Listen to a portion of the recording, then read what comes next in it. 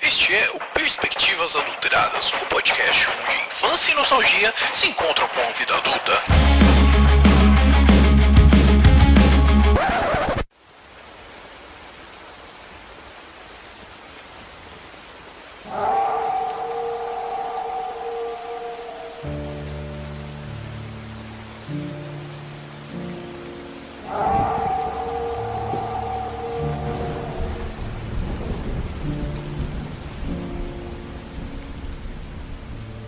Sejam bem-vindos a mais um episódio do Perspectivas Adulteradas. Aqui quem fala é o Miau e, pela lenda, meu pai é um lobisomem. O marrom lobisomem. Oi, pessoal, aqui quem fala é Yara e hoje a gente trouxe um especialista pra dizer se ele gosta ou se ele não gosta de Van Helsing. Ai, ai, ai. E aí, pessoal, tudo bem? Aqui é o Thiago, do Projeto Que Te Assombra. Um prazer falar com vocês. E eu não gosto muito do Van Helsing. Sou pró-lobisomem. Eu sou a Luísa Mel dos lobisomens. Muito Porra! Eu vou ali, já volto. Muito bem, ouvintes. No episódio de hoje a gente tá aqui pra aproveitar o mês de outubro, né, que é o mês do terror, né, e considerando que a data de lançamento do episódio aqui vai ser no dia 31, né, de outubro, o mais conhecido como Halloween, a gente vai falar um pouco sobre essa criatura fantástica, né, o lobisomem, né, que assombra aí os nossos medos aí, desde os princípios ali quando a gente é criança e também passa pela vida adulta, né. Então, vamos falar um pouquinho sobre a origem desse ser mitológico, vamos falar um pouco sobre como a cultura pop se apoderou disso para produzir conteúdo e vai desviar um monte da pauta aqui também. Então, pega aí as suas balas de prata e a sua pimenta, vamos lá pro episódio.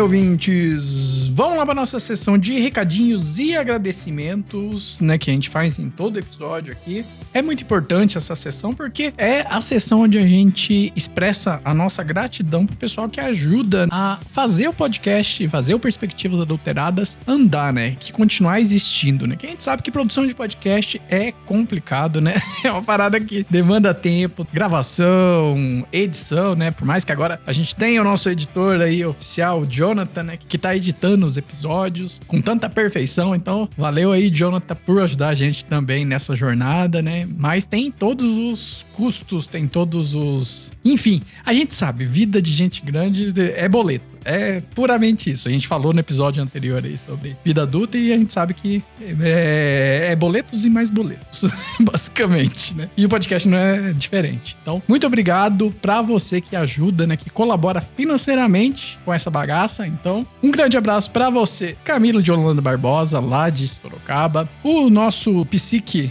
Dr. José Maria Santiago, o Anderson Calanguinho lá de Campo Mourão, o Júlio Macoge lá de Salto, aqui do interiorzinho de São Paulo, a Yara Hawk, né? A Yara, né? A Yara que não é a Thaís, mas é a Thaís da Shopee, né? Lá de Bragança Paulista, o Fernando Ineco, nosso fofucho, e o Wellington Alves lá de Fortaleza. Muito obrigado, gente, por ajudar financeiramente esse podcast, né? Ajudar a gente, né, a continuar produzindo esse conteúdo. E se você também quer ajudar o podcast, quer fazer o Perspectivas Adulteradas continuar existindo, basta você acessar a nossa campanha do Apoia-se. É super simples, basta você ir lá no Google, digitar lá apoia.se/Perspectivas Adulteradas, que você vai encontrar a nossa campanha lá. Você seleciona a faixa de valor que mais se adequa ao seu bolso e você passa a ajudar a gente nesse podcast, né, nesse processo todo aqui nesse encontro de grandes velhos amigos. A gente sempre fala aqui que o Perspectivas Adulteradas proporciona para as pessoas a criação de novas velhas amizades. Isso é muito bacana, então ajudem esse projeto a continuar existindo, beleza? Um outro recadinho que eu tenho para você, ouvinte, é: se você quer ajudar a gente a construir uma pauta, manda pra gente lá no nosso direct do Instagram. Se você não tá seguindo a gente no Instagram, basta você acessar ali @Perspectivas Adulteradas e manda um direct pra gente se você quer ouvir a gente falando groselha sobre algum assunto. Então manda lá pra gente, ajuda, né, a gente ter novas ideias, sempre com aquela bagagenzinha de nostalgia, de história de infância ou de história de adolescência. Enfim, ajuda a gente a montar uma pauta bacana também aqui pro episódio, né? Se você quer ouvir a gente falar sobre um filme específico, uma série específica e assim por diante, fiquem à vontade para mandar pra gente. A gente tá bolando um episódio aí sobre algumas séries e alguns desenhos aí antigos, mas por enquanto a gente tá só ali no momento captando as ideias, né? Captando as ideias para poder gravar esses episódios. Então, agradeço bastante se você ajudar a gente nesse processo de sugestão de ideias. Um outro recadinho que eu tenho também é relacionado ao final do ano. Estamos chegando aí no finalzinho do ano, já estamos quase vendo dezembro ali, já tá quase ali perto do Natal. E o ano passado a gente fez aquele episódio de tentativa de episódio de Natal que foi excelente. E esse ano eu espero que não seja diferente, né? A gente tenha um episódio bem bacana ali de especial de Natal, mas provavelmente vão ser com pessoas diferentes, ou a gente vai trazer as mesmas pessoas com ideias diferentes, não sei. Então também, né, aproveitando essa ideia de sugestão de pauta que eu pedi pra vocês, eu gostaria de pedir algo nesse sentido pro episódio de Natal. Então, se você tem uma dinâmica ou você tem uma ideia do que você queria ver aqui no episódio de Natal, manda pra gente também, né? Mas é isso, pessoal. Espero que vocês gostem desse episódio, nosso especial de Halloween. O ano passado a gente fez com o pessoal do Paranormal Podcast. Esse ano a gente tá fazendo aqui com o Thiago de Souza, trazendo, né, esse ser mitológico aqui que é o lobisomem, né, e saber um pouco mais sobre a origem das lendas, as histórias e assim por diante. Então eu espero do fundo do coração que vocês gostem e é isso, beleza? Se você gostou, lembra de compartilhar aí com quem você acha que vai gostar dessas histórias e assim por diante, né? Eu falo isso lá no final do episódio, mas reforço aqui no começo já, beleza? Então até o próximo episódio e vamos lá ouvir sobre histórias de lobisomens, beleza?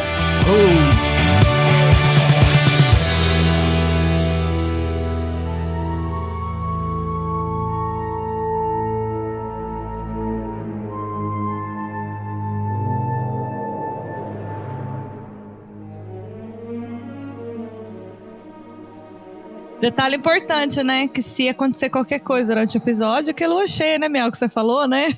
Ah, é verdade. A gente tá gravando na lua cheia. Verdade. Olha. Que legal. Não foi planejado, mas funcionou. Mas não é, a lua cheia não é necessário para transformação. Olha. Ela é um... Depois eu vou Aqui falar. tem informação!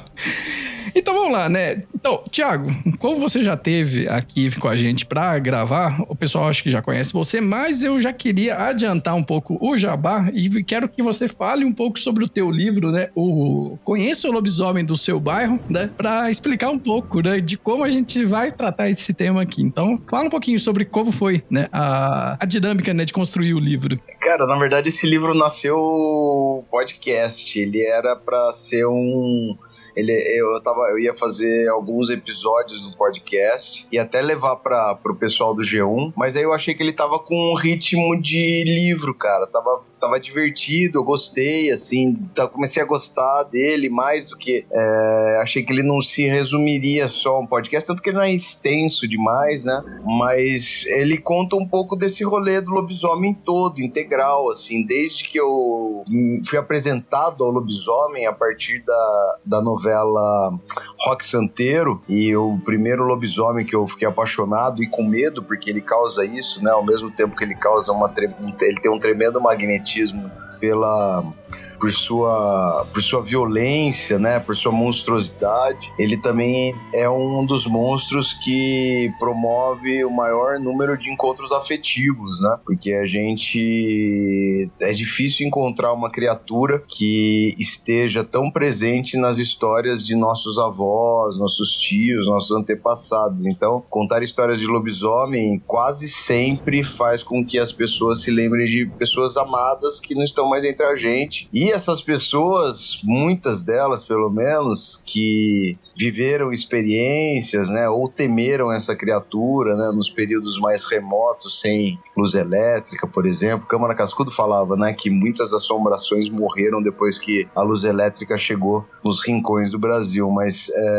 muitas pessoas, muitos desses vovós e vovôs aí nem gostavam de falar desse assunto. Primeiro porque as experiências eram muito traumáticas, segundo porque elas eram motivo de chacota quando falavam, né, quando contavam seus relatos. Então, eu acho que tem um componente afetivo imenso nos lobisomens, né? Bom, o meu então foi esse. O meu começou com o Roque Santeiro, professor Astromar, que é um lobisomem icônico da nossa teledramaturgia, né? E depois eu, moleque ainda, assisti Bala de Prata, que pra mim é o filme mais legal de lobisomem que já fizeram, principalmente esse lobisomem hollywoodiano, né? E gosto muito também, assim, poxa, empate técnico com 3 pontos pra cima ou pra baixo, o Lobisomem Americano em Londres, né? Que é demais. E a gente... Então o livro começa nisso, começa a explicar qual foi a minha relação, né, com os lobisomens. E até a gente chegar no... Assim, adiantando muito a história, né?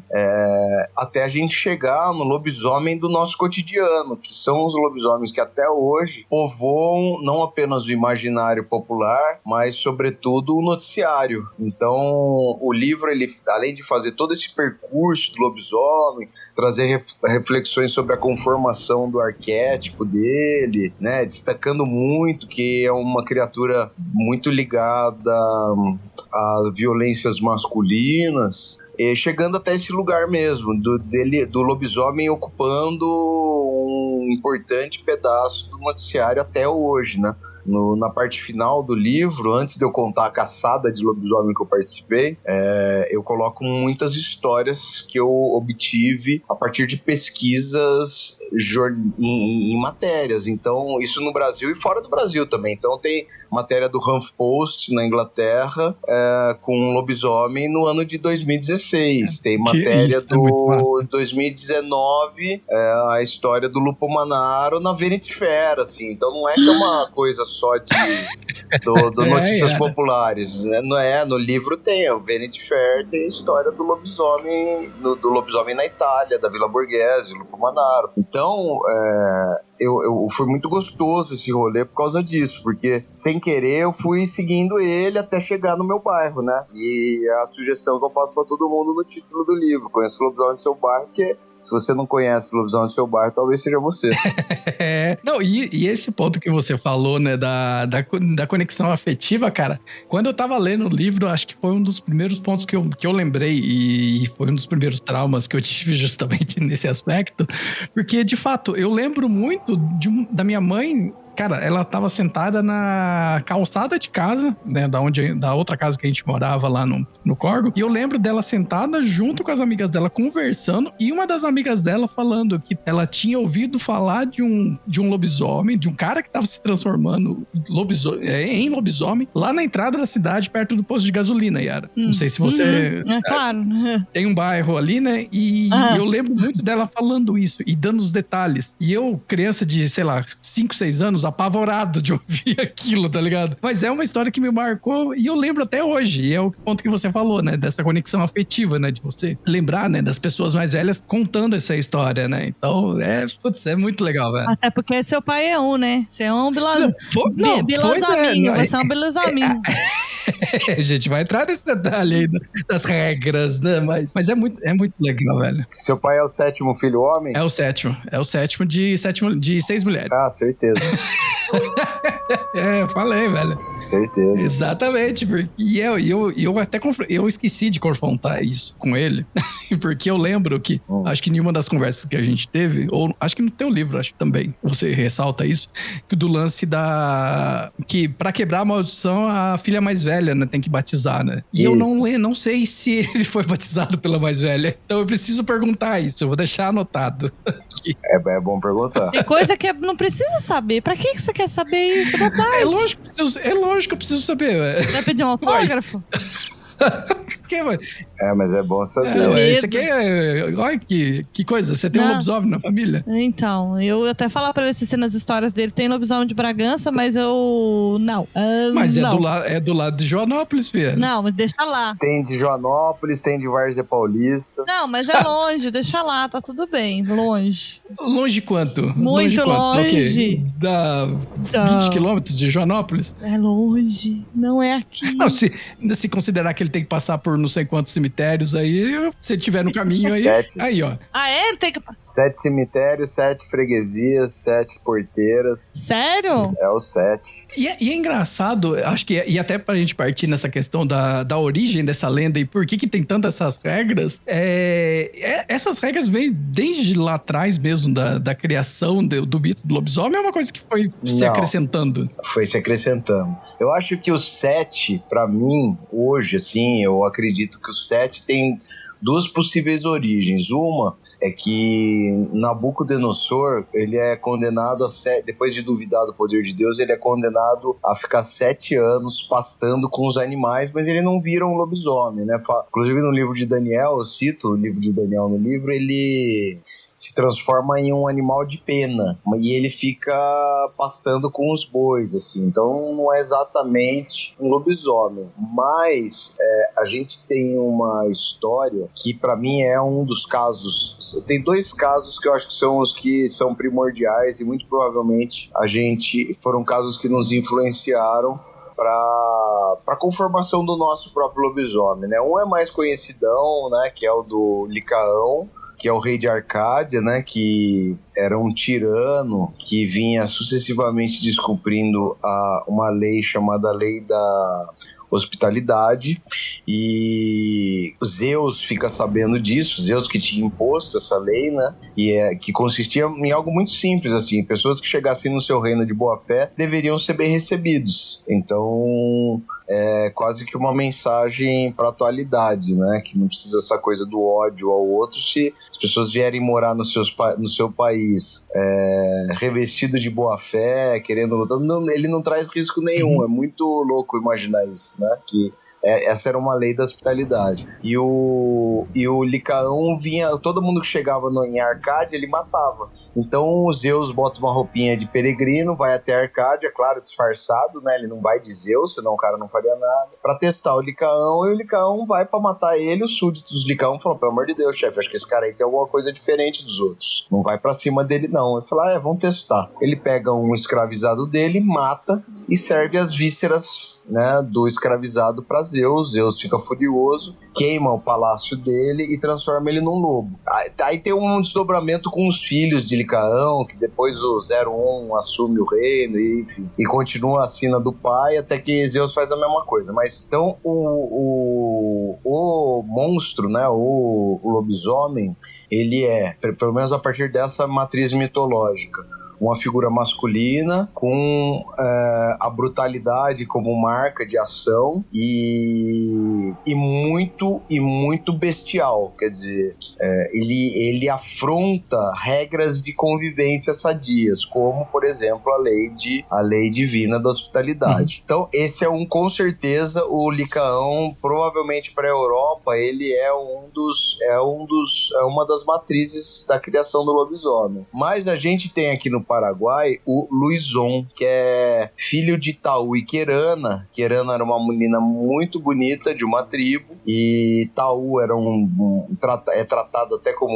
uma figura meio demoníaca, até mesmo pro olhar mitológico indígena, assim. Ele tinha uma personalidade ruim. Ele rouba Querana e tem uma coisa de violência sexual mesmo, assim, sabe, do Taú com a Querana. E aí ele começa a engravidar ela, só que a Jacia, filha de Tupã, amaldiçoa a prole deles. Então eles falam: tudo que nascer de vocês vai ser monstruoso. E de fato, cada filho deles tem uma leva de crianças problemáticas demais. E o 7º filho é o Luizon, que depois vira lobisomem, provavelmente. E aí, para virar lobisomem, tá quase. Então o Luizon, ele é um homem. Por que ele é homem? Porque se destaca o tamanho do falo dele. Ele tem um cacete de... ele tem um peru de anta, que é enorme. Cara da Yara. Não, e tem uma coisa disso mesmo, né? Tem muitas expressões mitológicas que toda vez que tentam destacar fertilidade, potência e virilidade masculina, colocam o tamanho do chibiu mesmo, né? Então... Ele é um cachorro. Então ele é um cachorro com guerra, um bicho meio muito esquisito, ligado à morte, né? Ele é uma entidade assim que tem a gestão da morte, que também é interessante, porque se você ser proprietário dessa marca também te dá um poder muito determinante, né? Você ser o deus da morte é muito forte, né? Você tem o poder de encerrar a vida das pessoas, né? Então ele é uma criança, como eu falei, problemática, ele gosta de brincar em cemitério, desenterra defunto, brinca com defunto. Saudável, adora comer. É saudável, uma criança saudável. Criança raiz, criança raiz, come titica de galinha. Então eu acho que tem esses dois mitos que eu acredito que são os que são muito importantes para a conformação do nosso lobisomem, embora o Luizão quase não seja conhecido. Ele, como eu falei, ele é paraguaio, né? E tem essa marca Guarani, porque a gente lembra muito dos lobisomens brasileiros nativos, né? Quando fala em lobisomem, quando eu falo nativo é de povos, né? Os povos indígenas nossos, a gente lembra muito do capelobo, né? Que é um tipo de lobisomem que não é exatamente lobisomem, né? Ele não é uma mistura de homem com lobo, necessariamente. Ele é mais um homem tamanduá, um homem anta, né? Então ele não é o lobisomem. Isso também é um outro dado interessante dos lobisomens brasileiros, porque eles são mais mestiços, eles são mais misturados. Então você tem um lobisomem que pode ser um lobisomem porco. Você tem um lobisomem que pode ser... O lobis porco eu já ouvi falar. Isso, por quê? Porque esse é um tipo de maldição que o homem se transforma em monstro a partir de seu contato físico mesmo. Então ele roça em lugar de despojo de outros animais. Então se um porco roçou no lugar onde ele vai se transformar, ele se transforma em porco. Se um cavalo roçou, ele vira em cavalo. Se ele um boi, ele vira um boi. Se tiver tudo misturado, ele vira uma coisa misturada. Caralho, vira uma quimera maluca, né? Exatamente. E é engraçado... Deixa eu fazer uma pergunta. Desculpa, Mel. Eu tô levantando a mão que você não viu. É porque senão vai passar muito e eu não vou lembrar. O que é? Nossa, não fala assim comigo, não. Me respeita, caralho. O que é a lei divina da hospitalidade? A lei divina da hospitalidade era uma lei imposta por Zeus que consistia no seguinte: se você chega no reino de alguém de boa fé, você vai passar, você vai chegar com boas intenções, você precisa ser bem recebido. Essa é a regra. Então você vai mudar para você vai passar por... Vamos lá, você vem para minha cidade, eu tenho que te receber bem. Você não veio em guerra, você não veio usurpar, você não veio violentar as mulheres, matar as crianças, guerrear comigo. Então eu acho que o Game of Thrones roubou essa ideia aí lá do casamento vermelho, que eles acharam que não ia acontecer nada, né? Eu tô achando que eles fizeram isso. A ideia era... Porque ela fala, né, quando eles chamam para tomar café, significa que não, né, para um banquete, né? Significa que nada de ruim vai acontecer e vai lá e mata todo mundo. Entendi. Não, exatamente. Mas pensando nessa linha, essa regra aí que Zeus colocou, né, de você receber bem as pessoas, eu lembro que eu li um tempo atrás um lance de como surgiu o termo o bom anfitrião. Não sei se você já ouviu falar? Não, nunca ouvi. Cara, anfitrião, se eu não me engano, era o nome de um cara, de um morador de algum canto lá, que ele era casado com uma senhora, e Zeus se apaixona pela senhora do anfitrião. Ixi. E aí, Zeus arma um esquema pra tirar o anfitrião da casa dele, sei lá, mandar pra uma guerra, alguma coisa assim, e ele se fantasia, entre aspas, desse cara, né, do anfitrião. E vai lá e faz o que tem que fazer com a esposa do coitado. E nessa, quando o anfitrião retorna, parece que tem uma treta, alguma coisa assim, e agora eu só não vou me lembrar bem como termina a história. Muito bom. Mas... Bom, termina com um chifre, né? Sim, exatamente. E o lance do ser bom anfitrião não necessariamente é uma coisa tão boa assim. Entendeu? Vai ver que Zeus criou essa lei por isso, absolutamente parcial. Exatamente. É a lei da hospitalidade. Ele queria ir na casa de todo mundo e comer a mulher de todo mundo, então tudo certo, era isso. O Zeus era terrível, né? O Zeus era... Já que vocês entraram nesse ponto, que eu não queria entrar em fofoca... Ô, droga, você não avisou antes. Mas o Zeus, o que ele faz nessa ocasião, né? Eu falei, ele transforma o Licaão em um lobo, queima o palácio dele, e aí passou um tempo, o 01, que era o primeiro filho dele, assume o reino, né? E aí passou um tempo, ele começa a fazer as mesmas coisas que o pai, né? Começa também a se tornar um pequeno tirano, e Zeus fica sabendo e vai lá de novo. Então, o Licaão tinha mais de 50 filhos, né? E quando ele chega no reino, o Licaão, o pessoal, os súditos falam, olha, lembra o que aconteceu com seu pai? Não vai matar esse aí, que esse aí, sei lá, parece com aquele outro que veio aqui, parece com os Zeus, hein? Aí ele falou, é mesmo? Vamos tentar? Vamos testar? Aí ele pega um irmão que chama Nictimo e mata o irmão. Nictimo, pega as vísceras, família problemática. Mata o irmão, pega as vísceras do irmão, do Nictimo, prepara um banquete e serve Zeus com as vísceras do irmão, e Zeus fica puto, claro, ele percebe, e transforma todos os filhos de Licaão em lobos e queima o palácio de novo. Quem que ele poupa dessa história? O Nictimo, que estava morto, que ele ressuscita, e aí ele assume o reino de Arcádia, né? E a Calisto, que era a filha do Licaão, que era linda. E o Zeus vai lá e tem um relacionamento com a Calisto, lógico. E aí, só que o que acontece? O Zeus, tudo que vocês estão falando aí, não sei se vocês sabem, mas Zeus era casado com a Hera. Sim. Então, e a Hera, não é só que ele calcula ali, agente de viagem de marido corno, era um boy lixo. Filho da mãe, velho. O Hércules é fruto de traição, não é? O Hércules, não. Ele é filho dele como humano, Verdade. É verdade.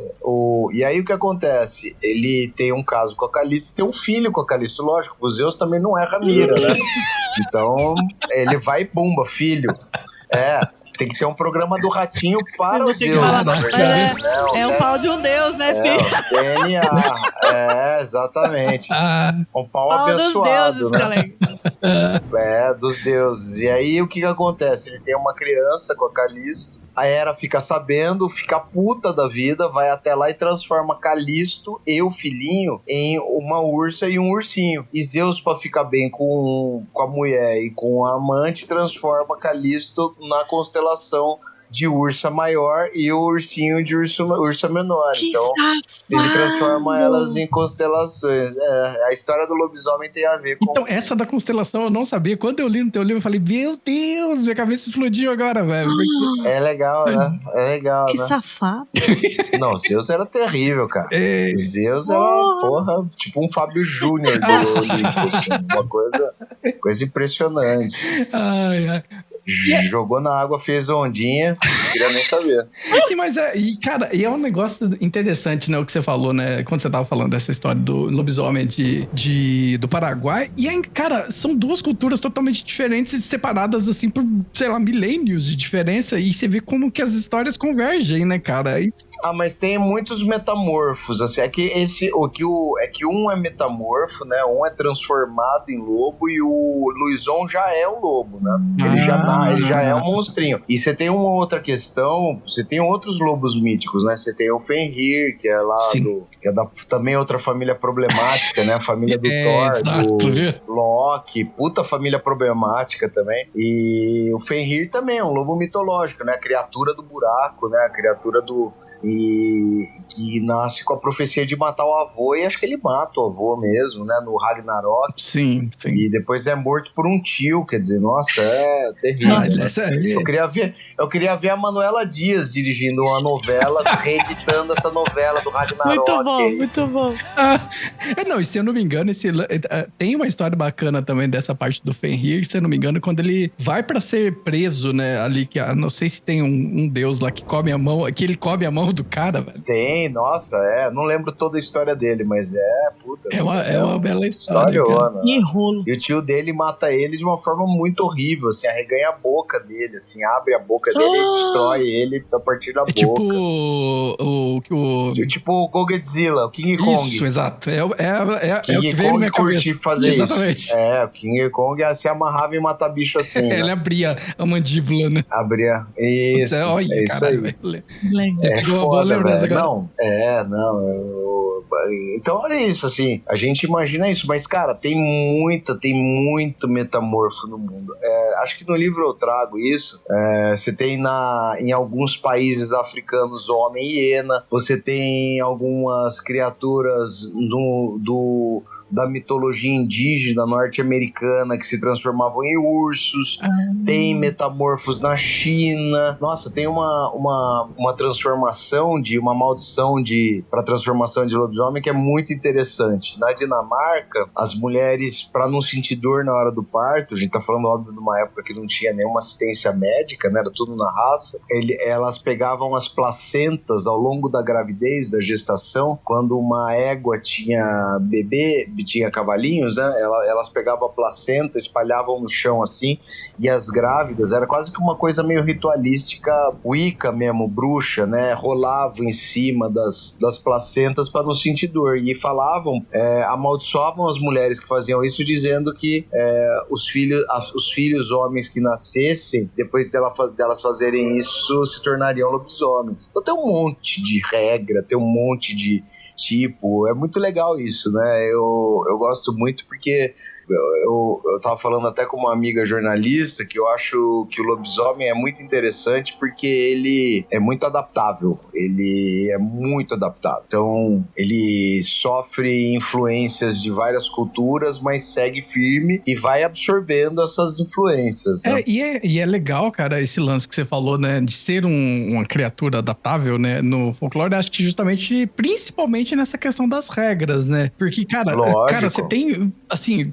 só se a gente for olhar nesse lance mesmo dessa versão portuguesa, né, que a gente tem do lobisomem, né, que acho que tem muito essa influência do catolicismo, né, de ser a maldição. Muito. Só nisso você já tem já a questão, né, do que a gente tava falando, né, do sétimo filho, de não ser o sétimo filho, que já abre um leque gigantesco, né, de variações, né. Não, tem essa, senhor. Tem gente que tem um lobo, tem uma história de lobo de Andradas em Minas, que é do lobo Adriano. Que é um lobisomem que é lobo Adriano, ele chama Adriano. O lobo Adriano é um lobo que é um cara que era muito filha da puta com a mãe dele, ele vivia só com a mãe, e um dia ele faz uma maldade tão grande com a mãe que a mãe pragueja e amaldiçoa ele, falou, seu filho da puta, agora você vai se transformar num lobisomem, e ela roga uma praga nele e ele vira lobisomem. E aí, como é que faz pra quebrar essa maldição? Só reza de mãe também. A reza da mãe também tem essa capacidade de se transformar. Então, se a gente tem vários tipos de agentes transformadores de lobisomem. Tem o hereditário, tem o... Não, peraí, hereditário, agora eu fiquei preocupado. Não, hereditário é esse seu aí, que você devia se preocupar mesmo.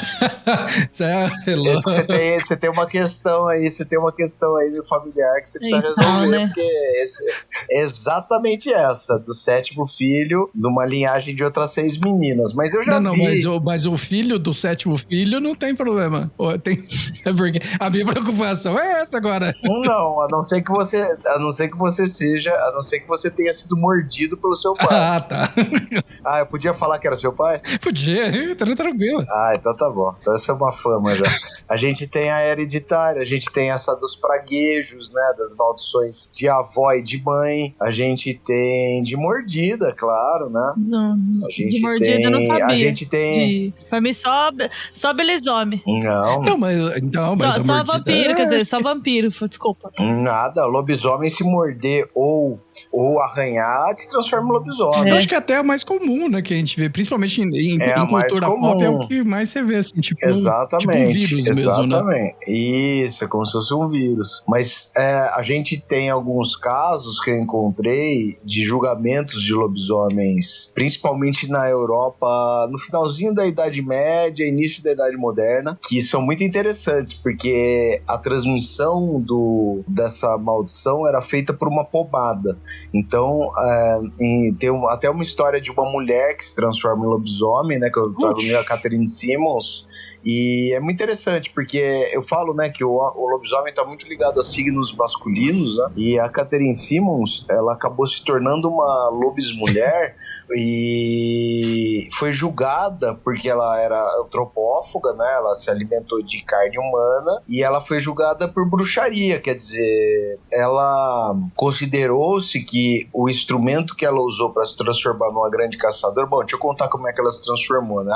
Ela tava caçando e muito mal sucedida nas caças, né? No período de escassez de comida, e o lobisomem também tem isso, né? Ele aparece muito nesses períodos, né? De escassez, de pragas. Então ela estava procurando comida, não achava comida, e aí encontra uma criatura no mato, na floresta. Ela era suíça, né? Então ela ficava naquela região perto da fronteira com a Alemanha e tal. E essa criatura oferece para ela uma pomada que a transformaria numa grande caçadora. E ela não se aprofundou no tipo de caçadora que ela se tornaria. Na verdade, ela se tornou uma loba e era realmente muito mais eficiente como caçadora do que humana, só que ela foi presa por antropofagia e ela é julgada por bruxaria, não por licantropia, diferente de muitos homens, inclusive alguns que usavam essa pomada aí, que falavam que ganhava de alguma criatura da floresta.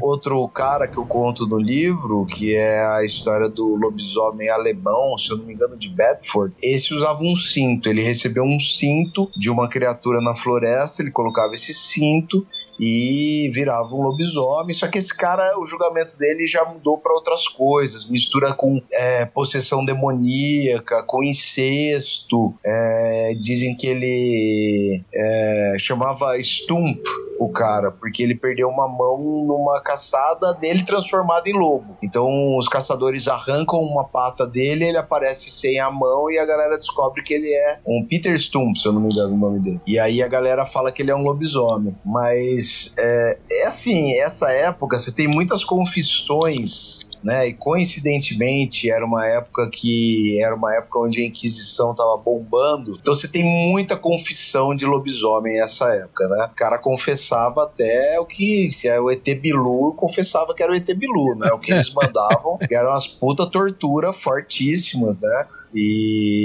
Mas é impressionante as histórias de julgamentos na Europa ocidental nessa época, principalmente na região da França, na Alemanha tinha também, são muito impressionantes os relatos. Cara, e você falando isso, né, da questão dos julgamentos, né, da Inquisição, eu lembro, agora só não vou me lembrar da onde que eu li, acho que justamente até para ter essa divisão, né, que, se eu não me engano, acho que os lobisomens eram meio que controlados pelas bruxas. Então você tinha o lance que a bruxa em si, ela recebia mais a culpa por controlar um lobisomem que, sei lá, poderia ser alvo de uma maldição dela, alguma coisa assim, né? Então ele é meio que abrandava um pouco pro lado do lobisomem pra deixar a bruxa ali como o principal, né? Ali, alvo, né? Eu acho, assim, uma análise uma interpretação muito pessoal. Eu acho que ninguém controla o lobisomem. Porque a essência dele é o instinto, é a brutalidade a partir de instinto. Boa.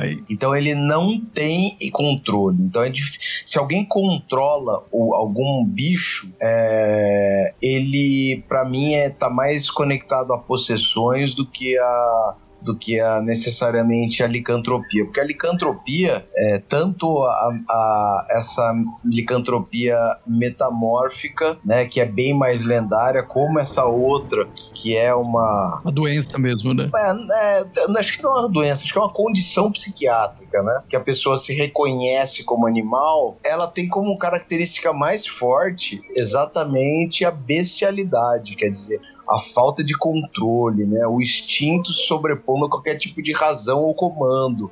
Então, ninguém tem controle de um lobisomem, porque se tem controle não é lobisomem. Então, há esse debate, por exemplo, na Besta de Givaudan, né? Que é muito interessante porque coloca no contexto das histórias a bala de prata. Então, a Besta de Givaudan, são mais de 200 ataques na região de Givaudan e o rei precisa, se eu não me engano, agora eu não lembro que rei que era.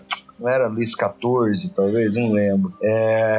Esse rei manda contingentes imensos de milícias, de soldados para matarem essa criatura. Eles quase dizimam a população de lobo dessa região, os lobos sixas principalmente. E aí, mesmo assim, continuam os ataques dessa criatura contra, principalmente, crianças e jovens mulheres. Mas às vezes atacava um adulto também, mas era menos. Adulto mulher e adulto homem era menos. E quem consegue matar a besta de Givaudan é um caçador muito experiente que usa uma bala de prata feita com uma medalhinha da Virgem Maria que ele usava dentro do chapéu, que ele derrete, ele funde essa medalhinha da Virgem Maria, transforma num projétil, leva o projétil pro padre, coloca numa ogiva, né? E coloca essa ogiva num cartucho e mata a besta de Givaudan com ela. Mas tem versões da história da besta de Givaudan que dizem que esse caçador controlava esse animal, então não seria, portanto, um lobisomem, não seria o loup-garou, que é o nome tradicional do lobisomem francês, mas sim uma espécie de hiena, ou então um outro tipo, um grande felino, uma leoa, um bicho diferente que ele tinha o controle sobre ele. Porque dizem que quando ele matou essa criatura, ela ficou parada na frente dele e ele conseguiu acertar o tiro com precisão. Então, tanto que o filme Pacto dos Lobos, eu não sei se já assistiu, eu ia falar muito disso legal. Agora, velho. Muito legal. Essa é a hipótese trazida no filme, né? De que não é um lobo, é uma outra criatura que é controlada por um cara. Esse filme é muito bom. Nossa. É muito legal. Já contei spoiler, mas tem um filme velho, né? Foda-se. É antigo. Eu lembro muito de... Não assistiu até agora. Esse filme é legal pra cacete. Eu lembro de ter assistido esse filme a primeira vez na casa da Yara. Também. Então eu não lembro, não. O nome não é estranho, mas eu não lembro. Deixa eu ver. Ô, louco! Peraí, deixa eu ver. Eu tenho que ver a cara. Com certeza você vai lembrar pela capa. Que tem o... Como é que chama aquele ator lá? Ele tava famosão na época, era o... Francês o filme, né? Eu não lembro agora se é francês. Eu acho que é francês, hein? Ele tá com a cara tampada aqui na capa? Como é que eu vou saber quem é? Isso, eles ficam com a cara tampada. É isso aí mesmo. Eles estão todos com... Mark da Cascos. Esse aqui que era famosão na época. Puta, eu não lembro. Ele era uma mistura meio de um indígena americano, alguma coisa assim. Lembro sim. Cara, esse filme é muito bom, gente. É um filme legal pra cacete.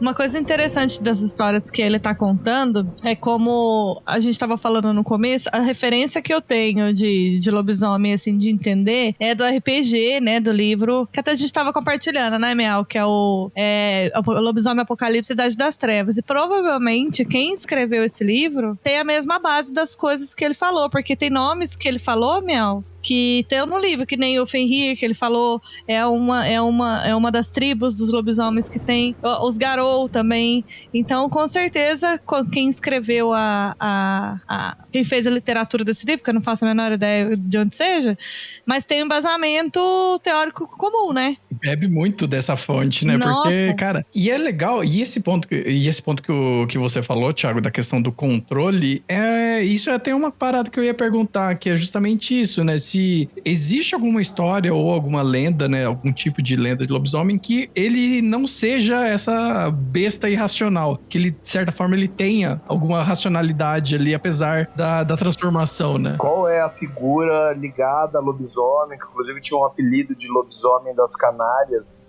que tem um pouco esse perfil, mas não é uma criatura, é uma pessoa chamada Petrus Gonçalves, que dizem que foi inspiração, até o caso amoroso dele,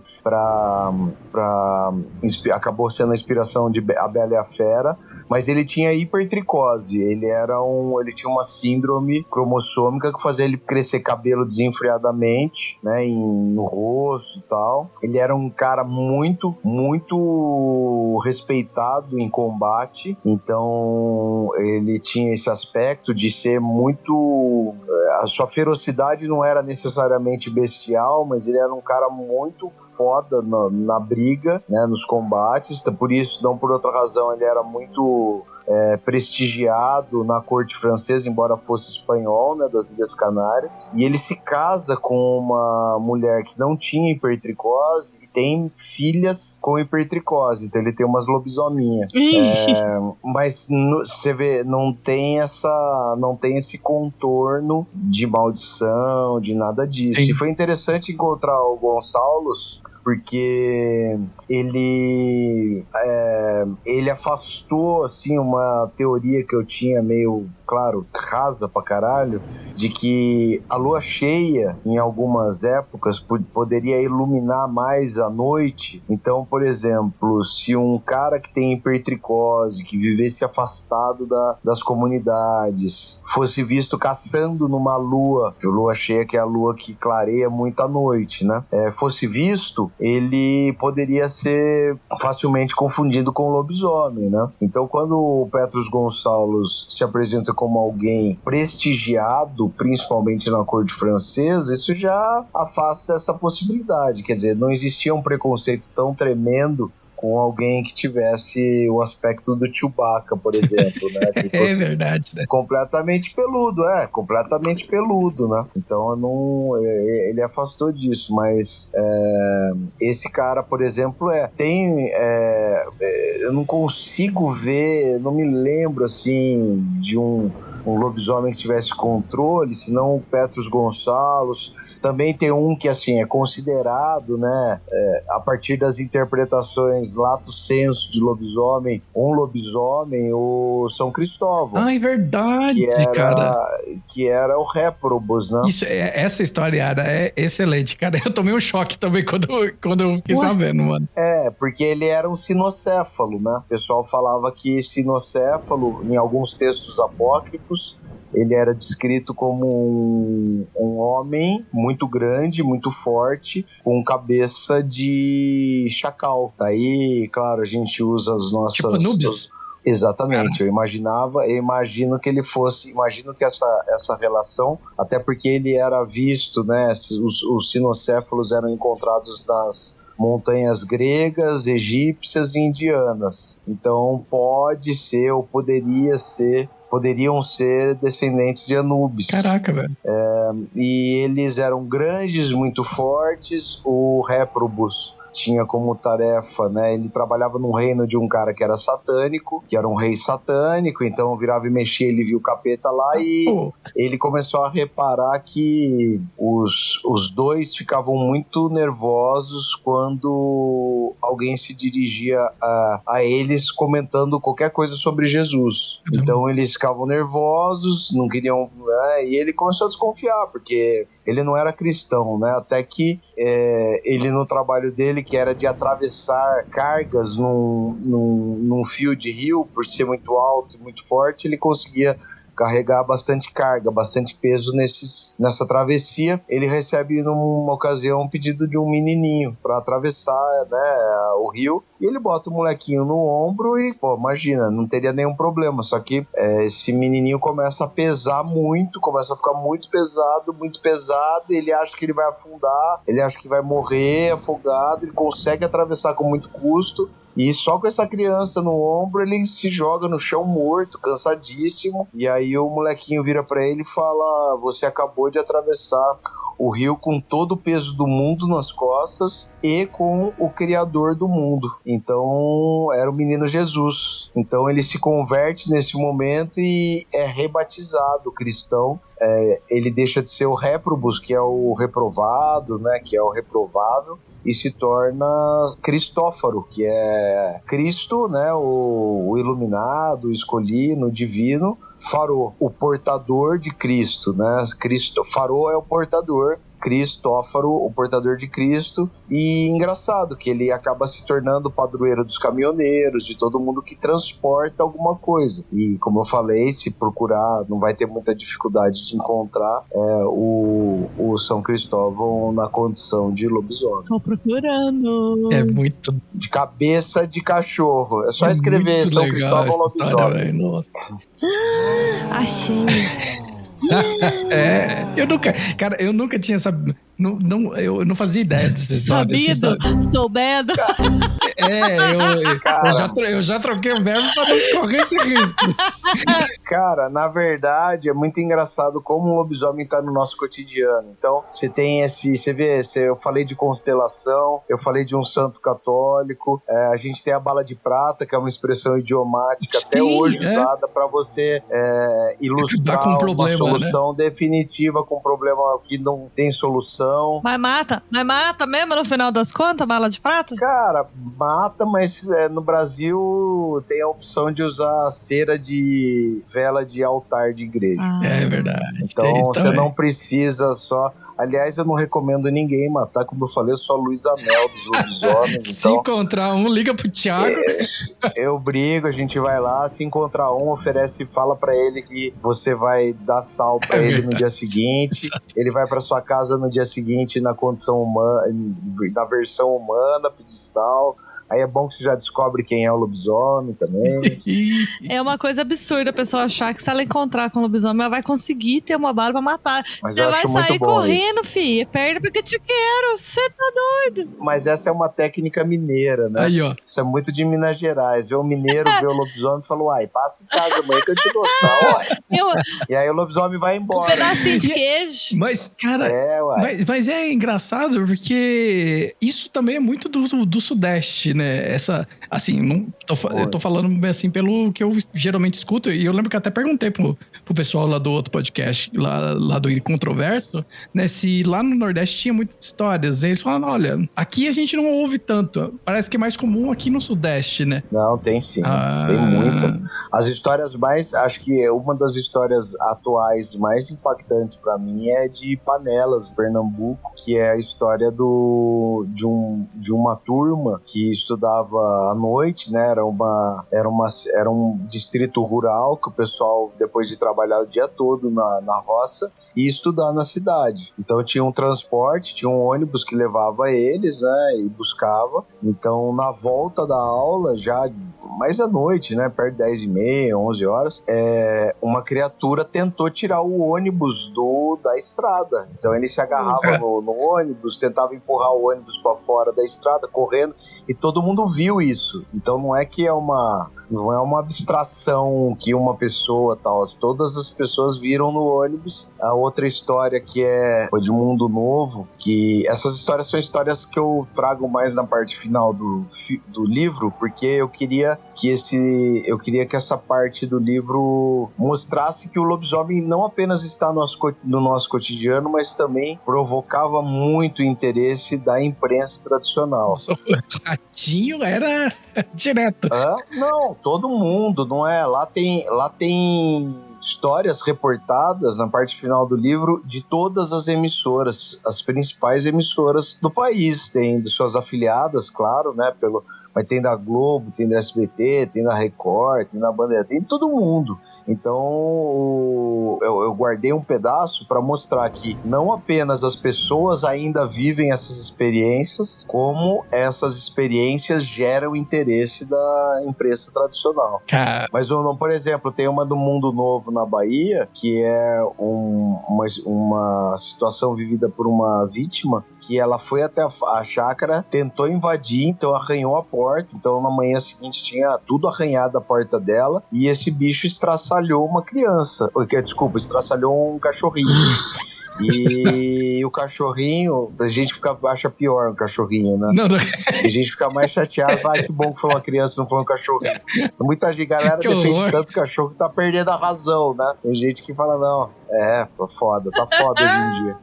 Pai de pet, mãe de pet, não tem limite. Alguns. Eu tô brincando, eu sou super pró aos animais e a gente tem um super cuidado principalmente com a nossa missão aí de cuidar os gatinhos de cemitério, principalmente. Verdade. São abandonados pra caramba no cemitério. Uma judiação tremenda. Bastante. Nossa, super. Sabia. Muito abandono de gato em cemitério. Mas enfim, esse de Mundo Novo aconteceu isso, cara. E o cachorrinho foi morto, cara, por uma criatura, por os zoólogos, não apenas zoólogos que fazem controle de zoonose, né, e de outros bichos foram ver e eles acreditavam que era um animal de grande porte do mato mesmo, que matou o cachorro, e essa mulher falou que era um lobisomem e ele tentou entrar dentro da casa dela. Então, acontece sim, no Nordeste, no livro eu acho que a gente traz uma história de Pernambuco e 2 histórias da Bahia, mas no livro eu coloco, a gente não se restringe, né? Eu não consigo trazer todas as histórias porque eu não estava escrevendo para sempre. Sim. Mas a gente fez questão de pegar relatos reportados pela imprensa em todas as regiões do Brasil. Isso tem no Pará, no Norte, portanto, tem no Nordeste 2 estados, Sudeste tem bastante, até porque eu tô mais perto, tem o Sul, tem Centro-Oeste, tem Oeste, então a gente tentou colocar todas as regiões do Brasil representadas aí. Aqui no Sudeste não tem nenhum aqui lá de Limeira aqui, não. Limeira? Não, o Rolão. Tem. Não, Rolão. Não, Rolão é em São Paulo. O que é o Rolão? Rolão é Eu já ouvi falar disso aí. Eu já ouvi falar, mas eu não lembro direito. Conta aí. O Rolão é o lobisomem de São Paulo. Que era um lobisomem que atacava no Largo São Francisco. O Rolão era um escrivão do juiz de paz. Esse juiz de paz ficou viúvo, tinha uma filha, e o Rolão começou a se envolver com a filha dele. O Rolão é irresistível para muita gente, porque ele tinha um dote muito especial. Nota-se pelo nome. Não, ele tinha uma letra. Era uma letra muito bonita. Tá. Então ele escrevia cartas românticas e tal. E esse apelido, Rolão, por mais que mentes poluídas possam imaginar outra coisa, ele tinha esse apelido, pelo menos é o que o Miguel Milano traz no livro dele, por conta da voz dele, que quando ele cantava muito mal, né? O dote dele, como eu falei, do Rolão era a caligrafia, e quando ele cantava feio, então pareciam pedras rolando de uma ribanceira. Por isso que é Rolão. Pelo menos é isso que o Miguel Milano conta, né? Então... senão ele estaria trabalhando na Brasileirinha da época, né? Exatamente. Ele, o Kid Bengala. Mas não era exatamente essa a razão dele ser Rolão. E o Rolão, ele acabou, então, se envolvendo com a menina, eles foram morar com o pai dela e tiveram uma criança. E aí, na primeira lua cheia, com esse bebezinho em casa, o sábado, né, o dia seguinte, amanheceu com a fraldinha da criança completamente destruída e o bebê solto no berço. As mães, antigamente, enrolavam as crianças em fraldinhas porque tinha essa crença que a criança solta podia morrer engasgada, morrer, né, asfixiada. Então as mães prendiam, as crianças dormiam tipo em casulinhos, né? E aí ela abriu o coração com a madrinha, a mãe dela tinha morrido, né? Ela falou, porra, madrinha, não sabe o que aconteceu, né? Acordei, a fraldinha lá toda estraçalhada no chão, e a madrinha falou, isso é coisa de lobisomem, filha. Ô, louco, mas como assim, né, madrinha? Como é que eu vou saber quem que é o lobisomem perto de mim? Ela falou, muito simples. E a regra aqui em São Paulo é outra. É o 7º filho de uma linhagem de outros 6 homens. Ela falou, é Rolão. É o Rolão. Rolão é o 7º filho. Ela falou, pois é, mas e agora, né, madrinha? O que eu faço? Casei com o lobisomem? Ela falou, não, calma. Calma, não vai abandonar o Rolão.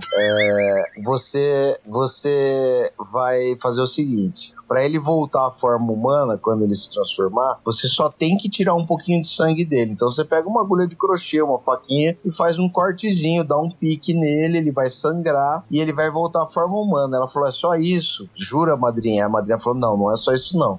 Quando ele voltar à forma humana, ele vai falar que vai pegar um presente pra você, mas você se cuida nesse momento, porque não tem presente nenhum. Provavelmente vai pegar uma arma e vai voltar pra te matar. Aí outro dia eu tava conversando com a galera, porque eu não entendi essa parte, mas ela é bastante óbvia, porque essa pessoa teria descoberto, né, a sua personalidade lobisomem. Então ela espera a próxima lua cheia, né, quando o Rolão entra naquele transe, né, que ele se levanta na cama e vai embora da casa em transe, ela já entrega a criança pra alguém, fica esperando ele voltar e, de fato, depois, perto lá das 3 e pouco da madrugada, volta um cachorro com pelagem escura, pelagem preta, e sobe no bercinho pra pegar a criança, provavelmente, e ela faz um furo na pata dele com uma agulha de crochê, e ele volta, ela estribucha, volta ao normal, e exatamente como tinha, né, profetizado a madrinha, ele fala: meu amor, muito obrigado, peraí que eu vou pegar um presente pra você. Nesse inteirinho ela pega os cobertores e simula, né, numa forma na cama, como se ela tivesse deitado na cama esperando ele, e ele volta com o revólver e dispara e em cima do que parecia ser o corpo dela, mas não era, né? Então a madrinha tinha toda a razão, e a história, o desfecho da história, eu não sei se ela continuou com o Rolão ou não. Mas não tinha divórcio naquela época. Tô tentando matar ele tentando matar ela até hoje, coitado. Pois é. Tava... Morreu de Rolão. É a primeira vez. Mas vamos encaminhar para essa parte da parte dos filmes e outras obras. Você falou que acho que o principal... Não. Eu quero saber o seguinte, que eu tô segurando pra perguntar, é por que você não gosta do lobisomem do Van Helsing? Não é que eu não gosto dele, eu não gosto do jeito que ele é tratado, porque ele é muito idiota, né? Ele é muito perseguidinho, ele é um cara muito... nossa, coitadinho. Eu gosto de lobisomens imponderados. É porque assim, a minha referência, que ele vai falar sobre filmes agora, a minha referência de lobisomem por conta do RPG, como eu disse, é que são os bichos difíceis pra caramba de você matar, entendeu? Então assim... É uns brutão mesmo, quando né? a gente tinha as campanhas, porque assim, lá as tribos, né, que a gente tava falando, lógico que tem os guerreiros, tem os políticos, tem um monte de tribos lá, mas enfim, é um bicho inteligente pra caramba, mesmo os brutões, e são difíceis de matar. Então assim, quando a gente jogava com vampiro, né, Miel, no RPG, a gente morria de medo de encontrar com lobisomem, porque tinha que juntar 5 vampiros top pra matar. E aí eles vão me colocar nos filmes uns lobisomem. Eu tenho um ódio daquele lobisomem do Anjos da Noite, aquele trem que parece um ursinho de pelúcia atropelado. Meu Deus, eu tenho ódio daquilo. São um monte de cachorro vira-lata burro. Nossa, eu não aguento. Mas os nossos lobisomens no Brasil, eles são mais esses bestinha mesmo. Os lobisomens brasileiros são os lobisomens... A gente tem 4 espécies de lobisomens brasileiros. Mas não tem nada que a gente seja bom, mas que caçamba, velho. Pelo amor de Deus. Não, eu acho o nosso lobisomem super válido. Tanto que tem um que pra mim é esse super lobisomem que pouca gente conhece. Bom, vamos lá. Primeiro lobisomem, tipo Rolão. Rolão é o lobisomem preto. Eu não aguento, velho. Ela não aguenta esse... É que tá séria brava, velho. O Rolão é o lobisomem preto, é o lobisomem mais comum, que é o lobisomem que na verdade, qualquer um de nós pode ser, né? E ele é um lobisomem que... Ele é o lobisomem mais furtivo, ele não é um lobisomem... Ele é mais oportunista. Ele não é tanto do confronto, ele não é, a não ser que seja inevitável o contato, ele tem, mas senão não é a ideia dele não, ele prefere passar batido. O que acontece? A gente tem um outro lobisomem aqui, que é o lobisomem branco. O lobisomem branco é a alma de um lobisomem, ele é translúcido e ele ocorre quando o lobisomem preto é morto. Um homem morto na condição de lobisomem vira o lobisomem branco. Esse já começa a ficar mais complicado, porque além dele ser brutal, é muito difícil de matar. O terceiro lobisomem, que eu acho também muito complicado no Brasil, é o lobisomem invertido, que é o lobisomem que na hora da metamorfose os pelos vêm pra dentro da carne e a carne vai pra fora, então ele fica em carne viva, ele é muito irritadiço, bravo pra caramba. E o quarto lobisomem, finalmente, é o lobisomem misturado. Esse é o brutão pra mim, esse é o pior que tem, porque ele soma todas as potencialidades de animais. O lobisomem misturado é aquela condição que eu falei do lobisomem que se transforma, do cara que é amaldiçoado e se transforma depois de roçar o corpo nos despojos de outros animais. Então, você pode ter um lugar lá, um cara vai roçar no lugar onde um porco roçou, ele vira um javali, um porco, ele pode virar um cachorro, ele pode virar um avestruz, ele pode virar um cavalo, ele pode virar um boi, pode virar um búfalo, pode virar qualquer coisa. E ele pode virar todos juntos. Então você imagina, um lobisomem javali misturado com touro, por exemplo. Caraca, é esse fodão aí que você tá falando, que é o que é difícil segurar, entendeu? É difícil conter. Não, e é legal por você pensar. A Yara, ela fala desse negócio dos Anjos das Noites, de ser os bichinhos de pelúcia, mas não é assim, sabe? Só os efeitos. Mas eu acho que esses lobisomens organizados em comunidade são tudo meio bosta, assim, né? De crepúsculo e tal. Eu gosto dos lobisomens que vivem a tensão, a agonia da maldição. E não, uau, que legal, vamos ver uma comunidade lobisomem. Vai tomar no cu, entendeu? Eu acho legal o lobisomem, cara, desgraçado. Aquele que sofre, que dói muito pra transformar. Não é uau, peidei e virei um lobisomem, sacou? Então, acho que a gente vê bastante que as transformações são tranquilas, que as transformações são... entendeu? É horrível, eu acho. Eu não gosto. Mas pelo menos eles não são tão deformados igual o do Anjo da Noite, coitadinhos. Mas aí que tá. Todos esses que tentam transformar em... Que é tudo meio igual esses dos Anjos da Noite, né? O vampiro tá... No Drácula mesmo, o Drácula parece uma figura meio de lobisomem, quando ele tem aquela do Bram Stoker no filme, não mais novo. O filme... Quem que foi que dirigiu o filme? Foi... Do qual? Aquele que quem que é? O Robert De Niro? Quem que era? Um super famoso que faz o lobisomem velho branco, assim. Jack Nicholson... Não, Anthony Hopkins. Anthony Hopkins. Anthony Hopkins, pode ser? Pode ser, eu não me lembro. Que eu acho que é o assim. do Del Toro, Que lambe a navalha quando o cara faz o corte e corta... E ele lambe a navalha do sangue do cara. Eu acho que é do corretor de imóveis. Eu não lembro quem que era o lobisomem transformado, mas tem uma cena de um monstro que na verdade parece um morcego, na verdade, não é um lobisomem, né? E que ele faz sexo com a moça no jardim, no labirinto, assim. Não sei se vocês vão lembrar dessa cena. Esse acho que é do... Tem isso nesse novo agora, que saiu do Nosferatu, que mostra um pouco disso. Parecido. O Nosferatu também é uma cópia de tudo, né? Na verdade, né? Sim. Esse Nosferatu é meio fracassadinho, assim. Não achei muito legal. Achei legal como filme, mas assim, como as referências, dá pra ver que é uma mistura de um monte de coisa e não acho que tenha ornado muito bem. Mas o Drácula do Bram Stoker, que acho que é do começo dos anos 2000, ou final de 99. Com o Keanu Reeves até, né? Que ele é o corretor de imóvel, né? Deixa eu pegar aqui, que eu acho que é o do... Agora eu não lembro se é do Martin Scorsese, de quem que é. Um cara fodão, assim. Drácula dos anos 2000, não é Francis isso? Ford Coppola.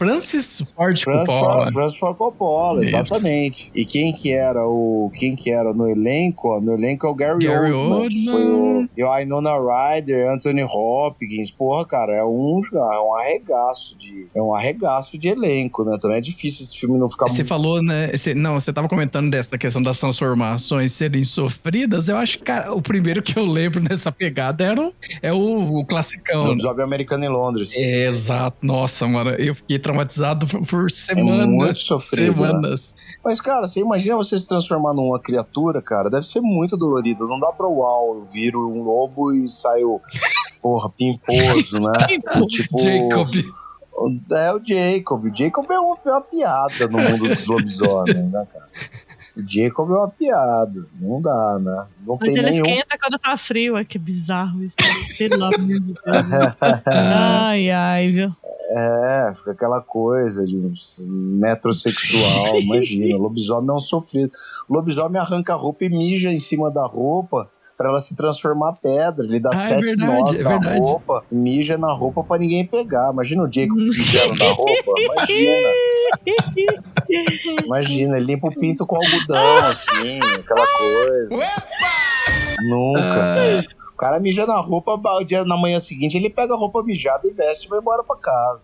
Lobisomem pra mim é isso, né? Lógico, o cara se esfrega no despojo de porco, de touro, entendeu? Porra, para com isso, tem que respeitar, né? Acho que desses daí, cara, dessa época, acho que esse, né, o Lobisomem Americano em Londres é o que me traumatizou. Bala de Prata eu gosto muito. Esse, gente do céu, quem não assistiu, assista, porque é um puta filme, assim, que tem uma pegada meio Goonies, né? Até eu, pelo menos que eu lembro. Tem uma pegada Goonies e é um filme super inclusivo, porque você tem o empoderamento do herói do filme, que é o menino que é PCD. Verdade. Então, em 85... O Stephen King já tava pensando nisso, né? Olha só. Cara, e eu lembro... Contra o capacitismo no filme. Porque é verdade, ele é um menininho que... Bala de Prata, inclusive. Porra, quem não assistiu o filme é de 85. Bala de Prata, inclusive, é o nome da cadeira de roda dele, né? Motorizada. É legal pra caralho o filme. Muito legal, assim. É o meu preferido. E eu comprei, cara. Eu fui agora, no começo do ano, pro Estados Unidos, e eu comprei um DVD do Bala de Prata, cara, do Silver Bullet, e puta, é muito legal, cara, um filme muito legal. Mesmo pra agora, a gente sabe que precisa abstrair tecnologia, não existe um lobisomem mais aterrorizante do que o lobisomem caolho do Bala de Prata. Cara, esse filme, ele tem uma cena que eu lembro até hoje, mano, que ela é... Cara, é incrível, que eu acho que quando você fala das caçadas suas de lobisomem, eu lembro dessa cena na hora, que é uma que eles estão bem no meio de uma floresta lá, para caçar o lobisomem, e tá um puta nevoeiro, assim, e cara, as pessoas começam desaparecendo, assim, mano, e vira um caos. Mano, essa cena é apavorante, velho. Nossa. E a hora que a galera volta, tá só assim, pô, tronco de um pro lado, velho. Pedaço de braço pro outro, né? Exatamente, puta, é muito cara. Bom, cara. Esse eu considero um dos melhores filmes, então, assim, também. É isso, cara. Eu também. Pra mim, é que Lobisomem Americano em Londres é difícil pontuar, porque ele é sensacional e ele tem, por exemplo, uma coisa que sempre me intrigou e que eu fui descobrir agora, quando eles entram no bar, né, os dois caras que eles estão andando na estrada, e a Yara já assistiu esse filme, já, mas eu não lembro, mano, faz tempo. Não lembra. Tem uns detalhes, assim, muito legais de lobisomem, né? Então, quando eles entram no bar dos tiozinhos da estrada lá, que eles falam, porra, não deixa eles saírem, eles vão morrer, não sei o que, né? Tem um signo de Sião, tem a estrela de 6 pontas, e eu falava, mano, o que é isso, né? Parece um bagulho satânico, mas não é um pentagrama, era o signo de Sião, que o lobisomem tem medo do signo de Sião, né? Do sino de Sião, ou sino de Simão, né? Que é o símbolo, na verdade, a estrela do que o rei Salomão usava, né? Pra matar demônios, pra espantar tudo, né? E tem muitos símbolos, assim, uma simbologia interessantíssima do lobisomem. Esse filme realmente é melhor, é difícil. Eu tento falar de Bala de Prata só pra parecer que eu sou um pouco mais cult, assim. Mas realmente, o Lobisomem Americano em Londres, não existe filme mais legal de lobisomem até hoje. Qualquer coisa que inventarem vai ficar muito aquém.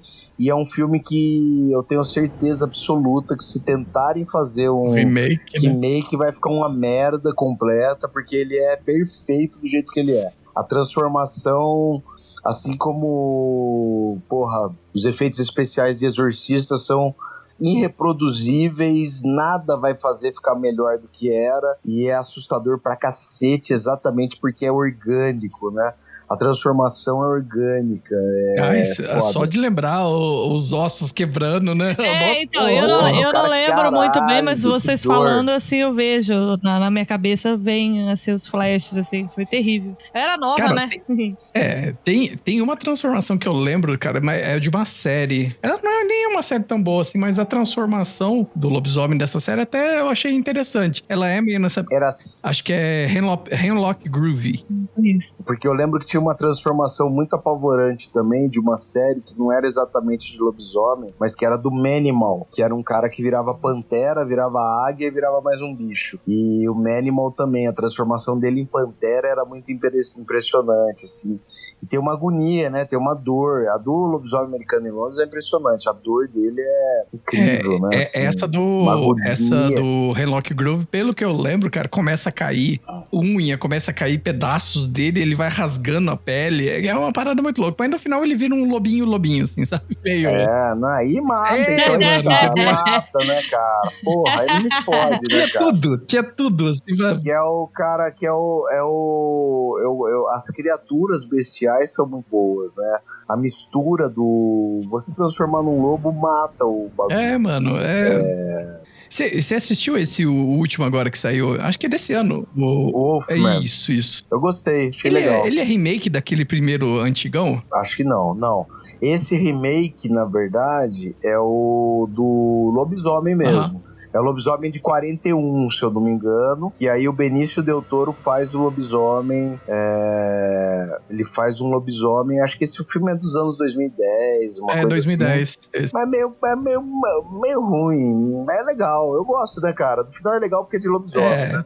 Mas que é com o Anthony Hopkins também, né? Sim. Ele é o pai dele, né? Mas o filme de 41 é legal. Outro dia eu assisti porque eu precisava assistir de novo pra fazer o livro, né? É ruim, né, cara? Um filme de 41, né? Eu achei que eu pensei que desse de 25 agora fosse um remake meio no estilo desse de 2010. Mas esse de 2010 eu lembrava muito pouco, né? Não é. O de 2010, na verdade, ele é até de época, né?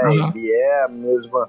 Eu acho até que o de 41 é mais atual do que o de 2010. 2010 acho que é mais de época. É um filme que me parece que ele se passa assim no século XIX e tal. Enquanto de 41 não, de 41 o cara até as roupas assim, é uma coisa meio que de 41 mesmo, manja. Sim. Então, mas o que eles têm de igual é a relação com os ciganos, né? Que é uma coisa interessante também, né? Que tem em alguma medida um grau de preconceito étnico, né? Como se os ciganos fossem portadores de certas maldições, como por exemplo a do lobisomem, né? Então, tanto de 41 como esse aí, eles têm esse rolê, né?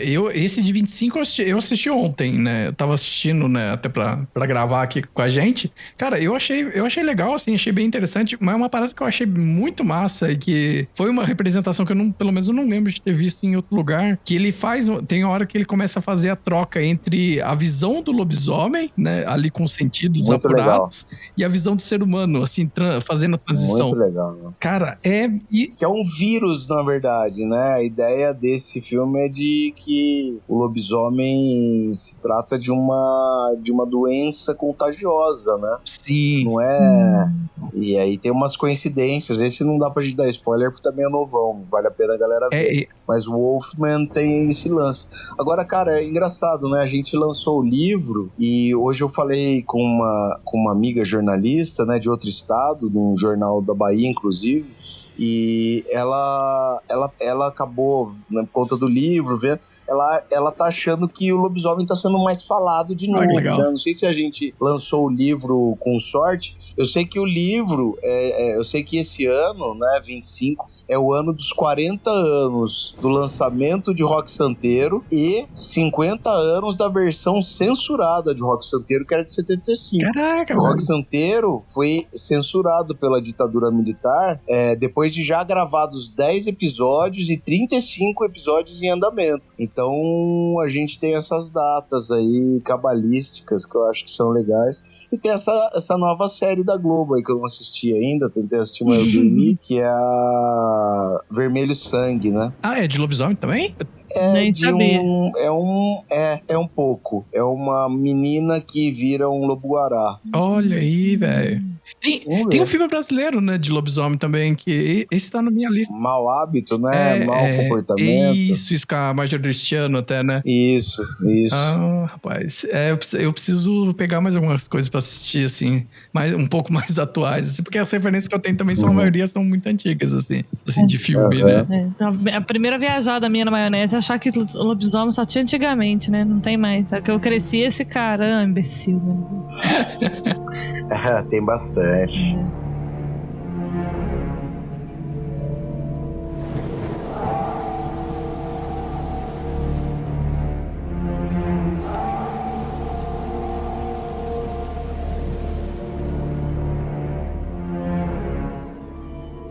Mas, cara, vamos encaminhando pros finalmente aqui. Aí eu queria fazer uma pergunta pra você, Thiago. Qual que é a representação de lobisomem no cinema que você acha que foi injustamente esquecida, assim? Injustamente esquecido? Algum que você acha massa e que quase ninguém fala? Eu acho que não tem, porque eu acho que o Bala de Prata. Eu acho que o Bala de Prata acabou se diluindo, porque eu acho um filme muito legal.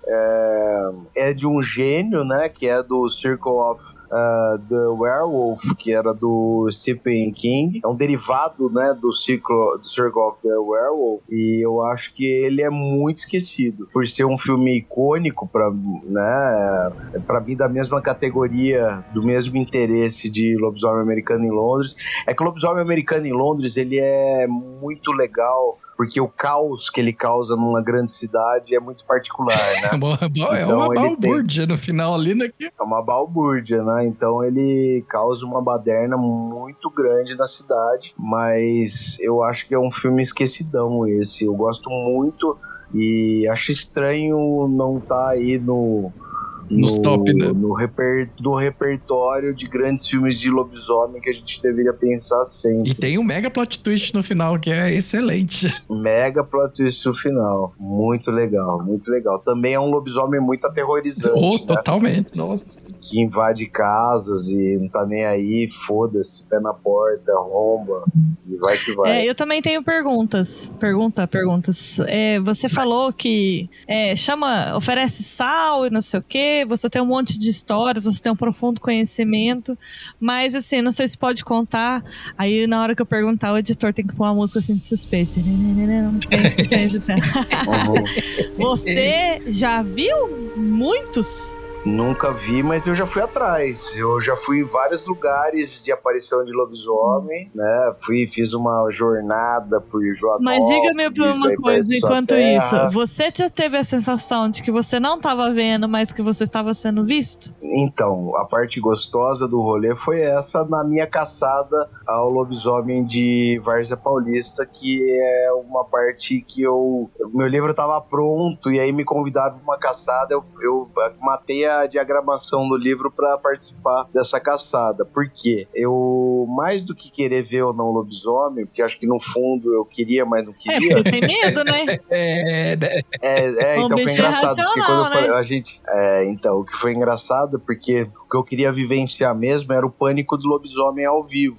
Porque é muito interessante o pânico do lobisomem. Não é eu ter pânico do lobisomem, é o pânico coletivo. É o pânico coletivo que o lobisomem causa nas cidades, nos lugares que ele aparece, porque tem gente que acredita muito, tem gente que não acredita nada, e os que acreditam muito e querem tomar soluções enérgicas, né? Então a galera quer matar mesmo o bicho, enfim. E aí quando começaram a pipocar essas aparições em Várzea Paulista, eu já tava com o livro fechado, falei, cara, legal, tal, mas não vou parar o que eu tô fazendo.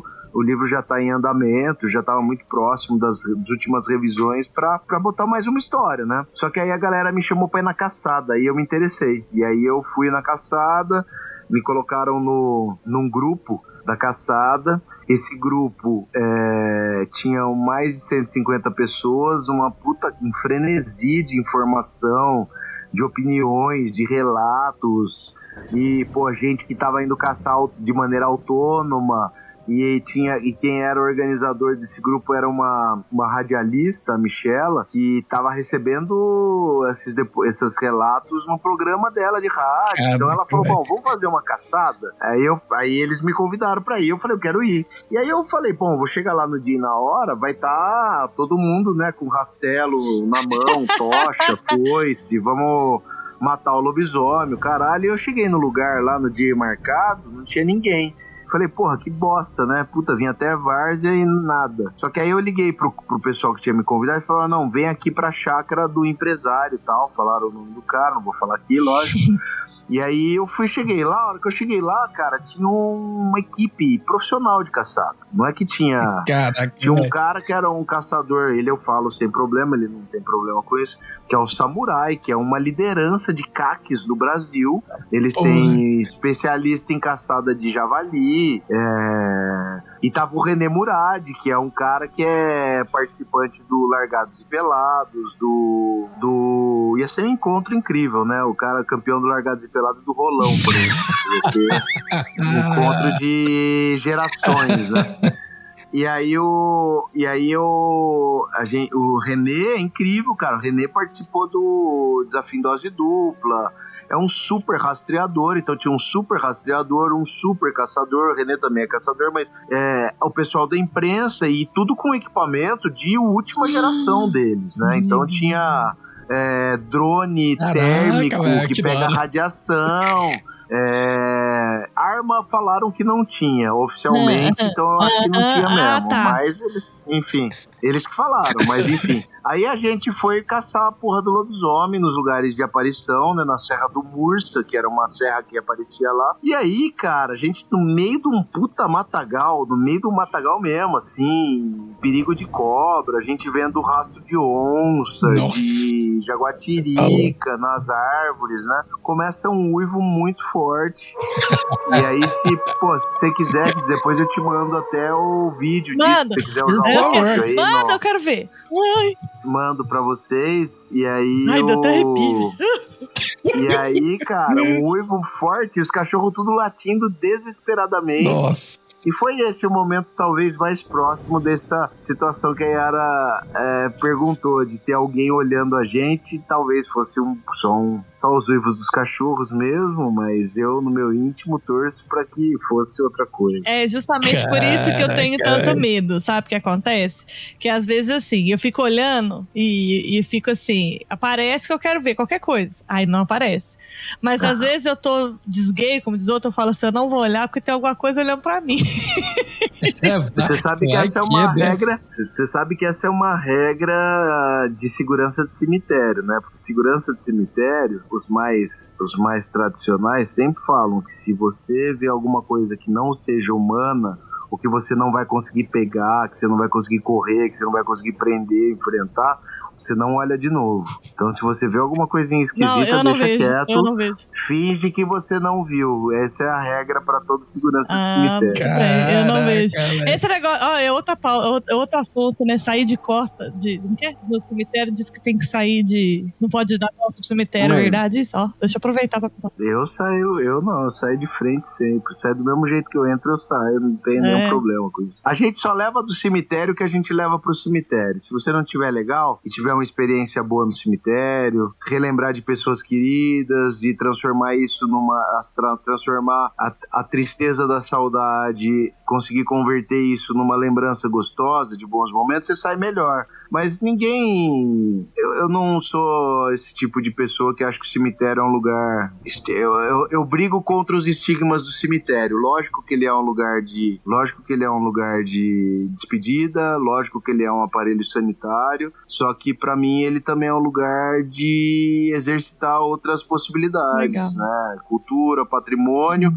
E sobretudo, do ponto de vista humano, de afeto. Porque a gente não pode lutar contra aquilo, né? A morte a gente não consegue lutar contra, mas a gente consegue lutar contra o resultado secundário dela, né? Que é o do esquecimento. Então, exato. Enquanto a gente estiver por aqui, a gente pode lembrar, não apenas lembrar de pessoas que a gente gosta e que gostaria, que desejasse que elas estivessem com a gente, mas sobretudo de fazer elas ficarem mais tempo transmitindo essa memória na condição de afeto. Então eu conto as histórias. Minha esposa perdeu a mãe em 2018. Uma das minhas filhas conheceu a avó Regina. A minha filha mais nova, a gente, aliás, é um dado de muito, não sei se é frieza da minha parte, da minha esposa, mas ela acabou engravidando 2 semanas depois que a mãe dela morreu, mas a gente tava tentando esquecer, né? Por isso que a gente também não tem culpa disso, né? Então, enfim. Mas foi muito interessante porque... Não, eu falo brincando, não tem nenhum problema.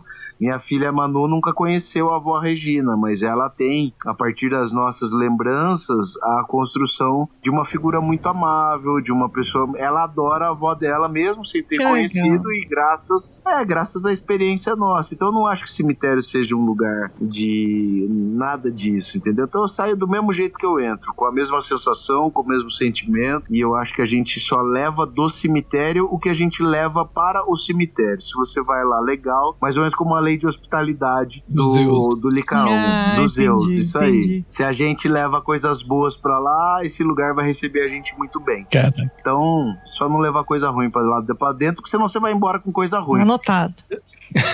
Tá anotado. Não precisa sair de costa, dando Não, bananeira. mas isso é... Moonwalker. Outro dia tinha parecia estar saindo imitando Michael Jackson. Eu falei, por que você tá fazendo isso, cara? Não precisa nada disso, Ai, pô. meu Deus do céu. Muito bom. E, porra, cara, eu vou te falar, eu conheço cemitério, hein? Caralho, eu ando muito em cemitério. Não precisa nada disso. Mano. E eu queria fazer uma última pergunta aqui agora, que, aproveitando, o teu livro é um livro que conta muitas essas histórias daí que deixa... Você achou legal? Pode ser sincero, você achou legal? Eu falo, você achou legal? Eu sou fanático nesse assunto e, cara, eu adoro. Assim, eu adorei mesmo. Legal. Assim. Matei Pô, ele legal, e... que bom. Matei ele na viagem que eu fiz, né, recentemente. Fui lendo, voltei lendo. Que legal, fico feliz. E, cara, eu gostei demais. E aí a minha pergunta é nesse sentido. Se você, por exemplo, trabalhasse para escrever, por exemplo, um roteiro de um romance, né? De um livro de romance, ambientado aqui no Brasil, quais desses elementos que você colocou nesse livro teu que você não poderia deixar de faltar ali? Qualquer coisa de realismo fantástico. Eu adoro. Eu acho que a nossa mitologia...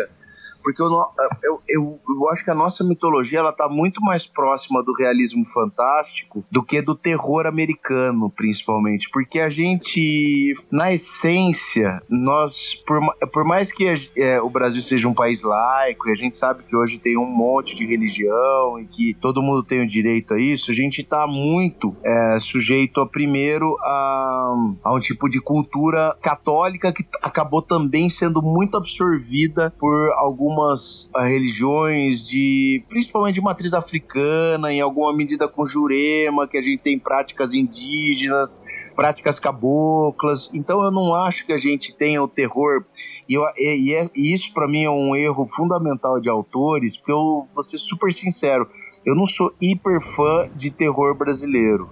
Hiper fã. Tem algumas exceções que são incríveis, mas eu não sou, porque eu acho que a gente copia um formato americano e é difícil ver uma originalidade ou então uma conversão das nossas histórias para um recorte de terror americano que é fundamentalmente influenciado pela cultura protestante. Então, tudo é muito demônio, tudo é muito capeta, tudo, e a gente não. A gente é uma coisa meio Ojuara, assim, sabe o Homem que Enfrentou o Diabo, aquele filme do Marcos Palmeira, que tem o capeta que aparece pro cara, mas o capeta não é o demônio, o capeta é filha da puta, entendeu? Que vai roubar a criança, que rouba o filho dele, porque ele roubou o patacão de ouro. Então essas figuras, eu gosto muito disso. Então se eu fizesse uma história de lobisomem, talvez moraria nesse universo, assim, né, do realismo fantástico, que eu acho que funciona mais, pelo menos é pro meu gosto, eu gosto mais disso.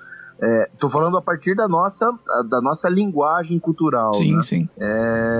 Eu acho que isso é mais legal do que tentar transformar o nosso terror num terror americano, que o terror americano eu acho do caralho, o terror japonês é do caralho, o terror japonês é impressionante, o terror oriental é incrível, né? Um dos filmes mais aterrorizantes pra mim é aquele Espíritos, que eu acho que é tailandês, né? Cara, esse filme é horroroso. Que o espírito fica no ombro da pessoa. A menina fica em cima do ombro do cara, exatamente, do cara que mata a menina. Deus livre, então, assim, porra, cara, muito foda, cara. Deus me livre. Então, um filme Profecia, que é um filme, cara, que é muito violento, mas ao mesmo tempo ele não é de slasher, é uma coisa sutil, né? O Bebê de Rosemary, os filmes de Stephen King, eu acho que a gente tem, claro, grandes autores, mas eu gosto muito, se eu tivesse que fazer, seria muito mais um rolê desse, assim, uma mistureba da nossa... E da nossa necessidade de enfrentar, né? Sim. Que eu acho que o Homem que Enfrentou o Diabo tem isso, né? A coragem do homem sertanejo, que quando quando tem uma mudança, né, como é o filme do Marcos Palmeira, que ele se converte depois de um trauma, de uma humilhação tremenda, ele vira um homem completamente destemido a ponto de enfrentar o diabo mesmo. Isso é muito interessante. Cara, que legal.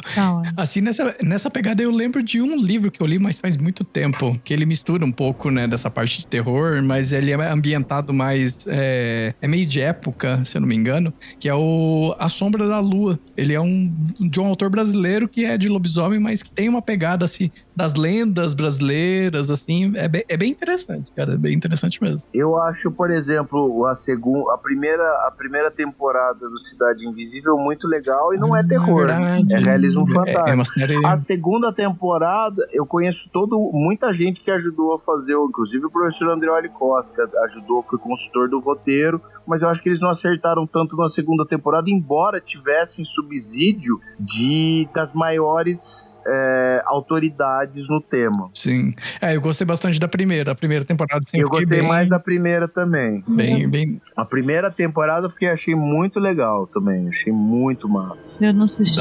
Mas enfim, é legal.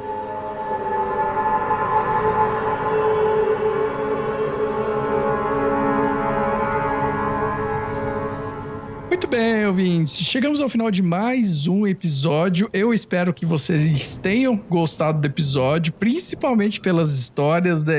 Como eu falei já, eu sou fanático por esse tipo de história, então eu gosto bastante de ouvir. Me cago de medo, mas eu gosto de ouvir. Então, Thiago, faça o seu jabá. Eu sei que você... obrigado. Eu sei que você tem uma caçada de lobisomem que eu acho que vocês estavam organizando em Campinas, ou uma caminhada, agora eu não sei, mas já faz o seu jabá. Não, a gente tem as nossas atividades normais, não. Chega de caçada de lobisomem, porque além de eu não ter achado lobisomem, eu fiquei numa puta sinusite, que tá um frio do caralho. E a gente foi pro tô velho já, né? Até chegou no momento que eu falei, até queria encontrar um lobisomem, né? O quentinho, calor, peludo. Mas não apareceu. Não foi dessa vez. Então não foi, eu tive que voltar pra casa com frio. Mas a gente tem lá no Instagram e nas nossas outras redes sociais, principalmente essas atividades presenciais, né? A gente tem feito bastante cemitérios. Vai ter uma novidade legal já, não posso contar, mas a gente vai ter um novo marco legislativo aí na cidade de São Paulo também. Caraca. Parecido com o de Campinas. Campinas foi a primeira cidade que reconheceu o patrimônio funerário cultural municipal como um patrimônio a ser salvaguardado, né, protegido, e nos orgulha muito isso, porque é uma lei pioneira. A gente vai ter uma em São Paulo, então acho que que a próxima conversa que a gente vai ter provavelmente vai ser de cemitério. Ai, meu Deus. Que legal, velho. Porque a gente vai falar bastante disso, acho que a partir desse mês ainda, né, a partir de novembro principalmente, acho que falaremos mais disso. Mas é isso, apareça aí, rapaziada, que quiser dar um rolê com a gente. Eu acho que o ano que vem faremos menos passeios, porque tomara que dê certo. A gente gravou um piloto de um programa, aí não posso falar muito também, que tomara que dê certo numa emissora bacana, né, de TV, e aí se rolar, quem sabe, aí eu tenho que diminuir um pouquinho de passeio pra me dedicar a essa outra atividade, mas então aproveite esse ano aí, até o final do ano a gente vai fazendo muitas atividades presenciais. Não vai esquecer dos pobres, não, né? Ah, imagina. Tem que voltar pra divulgar, Voltarei, lógico. Gente, eu volto sempre, imagina. Então, cara, a gente não é nada sem nossa galera. A gente tava falando outro dia disso, né? Que dá uma impressão de que... Eu detesto a palavra fanbase, né? Eu gosto muito mais da ideia de comunidade, porque... E não é hipocrisia, nada disso. A gente só consegue as coisas que a gente consegue pela ativação da galera que abraça nosso discurso, porque fã é uma bosta pra mim. Eu detesto fã. O fã tem uma ideia de projetar o que ele imagina de você, e aí você não pode ser você, porque senão você perde. Eu não quero ter nenhum fã, quero ter 0 fãs. O que eu quero é ter gente com a gente, fazendo mudança real no mundo concreto. Se não quiser assistir meu vídeo, beleza, foda-se. Se não quiser dar like, eu detesto ter que pedir like, essas porra. Eu falo dos meus vídeos morrendo de constrangimento. Mas o que é importante pra gente é ter as pessoas ali, reais, do lado da gente e conquistando coisas legais como a gente tem conquistado nas cidades, e essas conquistas não são conquistas individuais, Exato. são conquistas de mudança de cultura, que eu acho que é o que é legal de verdade. O resto é balela, o resto passa, se puxarem do fio da tomada, a gente vai continuar, né, as redes sociais, essa caralhada toda, a gente vai continuar fazendo as coisas ao vivo, com quem gosta, e tirando foto, e enfim, é isso aí. Da hora. Yara? Eu só tenho a agradecer. Eu tava com medo pra variar, né? Que sou cagona, né? Mas enfim, gostei demais. Que honra. Muito obrigado pelo conhecimento. Pô, eu só tive um imagina, susto gravando, que vi um reflexo amarelo aqui. Aí eu não sei se o Miel percebeu que você não tá me vendo, né? Assim, que eu não gravo. Era a janela do vizinho que tava com a luz acesa. Eu falei, que porra amarela aquela ali, caralho, não tem gravação. Ô Yara, você lembra daquela propaganda que a mulher abria a janela, assim, tinha um cachorro olhando, tomando um chá, tomando um café? Sim. É muito boa, aquela é muito boa, né? É uma das melhores propagandas dos últimos tempos aí. Ai, terrível, velho. Eu sou medrosa. O cara abre e tá o cachorro tomando um café, olhando pra nego. Puta que eu pariu. Eu não sei se eu compraria seu livro pra eu ler, porque eu sou cagona, mas pra dar de presente, já sei até pra quem eu vou comprar e vou dar de presente, que é o normal, né? Ajuda nós, é tão difícil fazer um livro. Compra pra você mesmo, não dá pra ninguém não, pô. Ai, não dá, né? Pô. Empresta depois de ver. Exato. Tem umas histórias de lobisomem do meu irmão, quer dizer, o meu irmão de sangue com o Miau, né, que é irmão adotado, de umas histórias dos dois na época dos rolês noturnos aí, que uma hora você precisa ir lá na Corgo pra você conhecer o nosso humilde cemitério. e às claro. Aonde? Qual cemitério? Córrego do Bom Jesus, a cidade. Aonde Sou que de Minas. É legal o cemitério de lá? Não conheço. Eu tô pra ir pro sul de Minas, eu preciso ter uma outra história já vai começar outro podcast. Talvez seja uma boa, porque sim, é uma cidade pequena, tem muita gente mais velha, né, Miau? A minha mãe conhece algumas histórias, talvez ela saiba quem sabe, assim, dá pra... Legal demais. Não, Minas Gerais é porque um universo. A nossa cidade, ela só tem 3.800 habitantes, então assim, que legal. Aí normalmente você sabe que esses lugares têm umas histórias... cabulosas. Assim, é porque é pequenininho, né? Pequenininho, então... dia que você quiser ir lá conhecer, não, quero aí muito. você dá um toque, né, Mel? Eu não vou junto, zoando. Eu tenho um caso novo aí, que eu até esqueci o nome da cidade, que é um caso novo de infestação demoníaca, muito parecida com o Chiquinho da Borda da Mata. Então. É muito parecido. Então eu quero ir pra essa cidade. Borda da Mata. Essa é embaçada. Borda da Mata não fica muito longe lá do córrego, não. É bem perto. Borda Ô, Mel, tem que pôr ele lá em casa pra mãe contar aquela história que ela contou aquele dia lá do negócio do Curupira. Do Curupira, né? É verdade. Que legal. Que não sei quem viu. E também teve uma outra, né? Ela com minha mãe contou umas histórias sobrenatural na última vez que a gente encontrou aí. Meu filho. Tá maluco, eu falei, mãe, você mesmo conta, eu mesmo vou dormir com você depois de velha, porque eu sou cagona pra caramba. Mas é isso aí, muito obrigada. Obrigada de novo. Imagina. Obrigada, patrão. Obrigada, tamo junto. Foi um prazer, gente.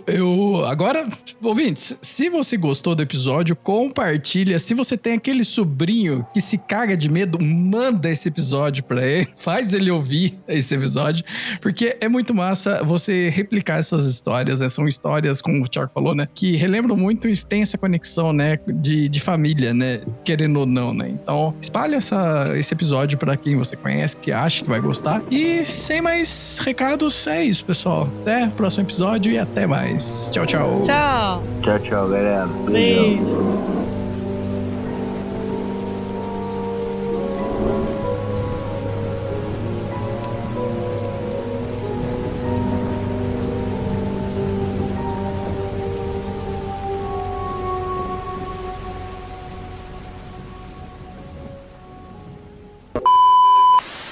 Mas daí você...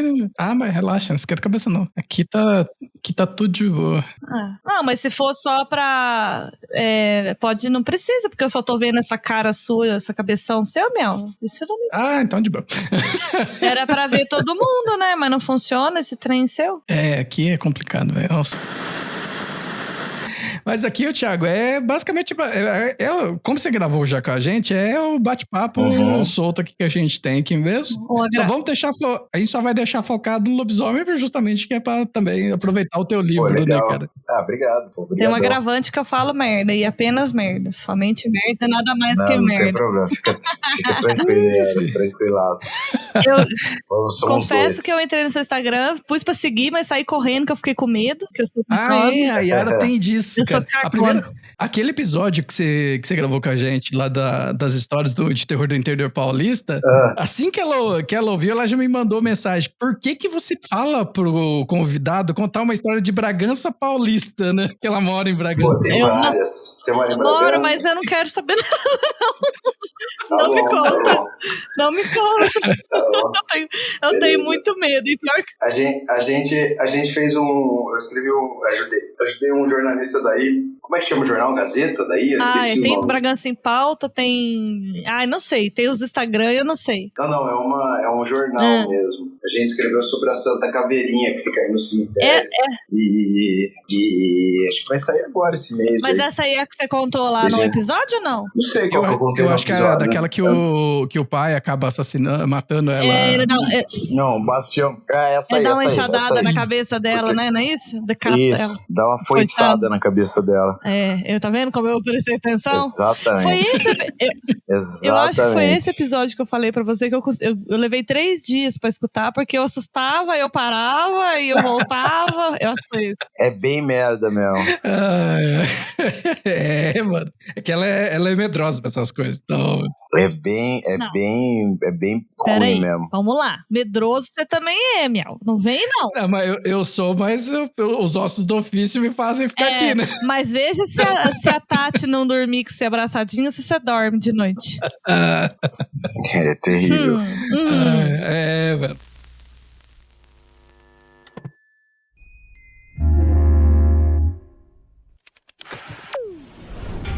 Este programa foi editado por Tapcast. Edições e Produções de Podcast.